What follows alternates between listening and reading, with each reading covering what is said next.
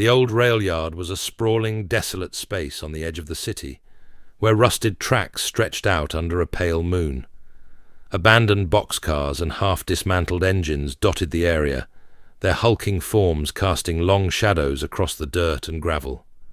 Sondo's car rolled up slowly, his headlights cutting through the darkness, and as he killed the engine, he saw Slick standing near a set of tracks, arms crossed, watching him. Sondo climbed out, keeping his hands visible. Slick looked tense, his gaze darting around like he expected trouble. They hadn't crossed paths in a while, since before Remy's death, but Sondo knew Slick had always been jumpy, a man used to keeping one eye over his shoulder. "Sondo," Slick said, nodding curtly. "What's this about?" "About Remy, mostly," Sondo replied, walking closer. "And where he kept his stash. Heard he was working on something big, and I think you know where he was keeping it." Slick's face darkened, a guarded look settling over his features. "Why you care about that, Sondo?" "Remy's dead, and whatever he had going, that died with him." "Nah, man," Sondo said, shaking his head. "It didn't die with him. It just means there's something left behind. Money, maybe even a weapon stash. And from what I heard, the cops are getting real interested. Last thing either of us needs is dirty cops sniffing around." Slick laughed bitterly, glancing around. "You think I don't know that? Maniac and Psycho already been around asking questions. But I ain't stupid. I didn't tell 'em a thing." Sondo raised an eyebrow. "And you think they're gonna leave you alone? Maniac and Psycho don't take no for an answer. Sooner or later they'll come back. We need to know where Remy kept his stash, and you know he trusted you." Slick hesitated, scratching the back of his neck, his eyes darting over to one of the boxcars. "Aight, I'll tell you what I know, but understand, I wasn't exactly in on all his business.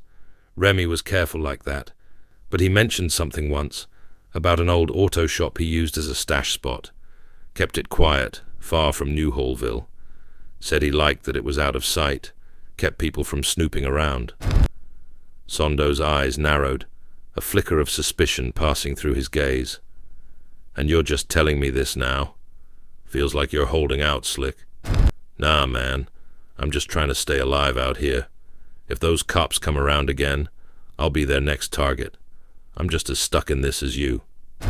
Sondo took a step closer, his voice dropping to a low tone. "Listen, Slick. If I find out you're lying about this, or if that auto shop is empty, you and I are going to have a serious problem. I didn't come all the way out here to play games." Slick held up his hands, nodding quickly. "Look, man, that's what I know, aight? The shop's out past the industrial lot, closer to the old warehouses. If he stashed anything, it'll be there. Just watch your back. Remy had more enemies than you realize."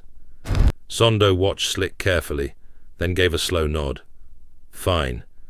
But remember, if this turns out to be some dead end, I'll be back. And you don't want that." With that, Sondo turned and made his way back to his car, leaving Slick standing alone in the shadows. As he climbed into the driver's seat and started the engine, he couldn't shake the feeling that Slick was only telling half the truth. But it didn't matter. If the auto shop had what he needed, he'd be one step closer to understanding what Remy had left behind, and one step ahead of anyone else looking to claim it. Just tryna hit another lick and put my dogs on. Free my niggas till I see my niggas, cause we all wrong. Pour a liquor, roll another with you, this my song, y'all. Funerals, I just miss my dudes that I could call on.